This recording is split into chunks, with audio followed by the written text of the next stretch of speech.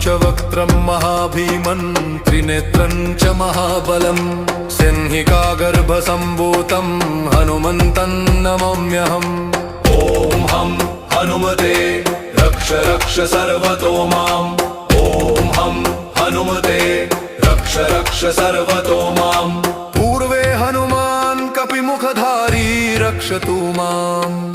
दक्षिणे नारसिंहवपुर्मां सदा पातु। पश्चिमे गरुडरूपवान् रक्षतु।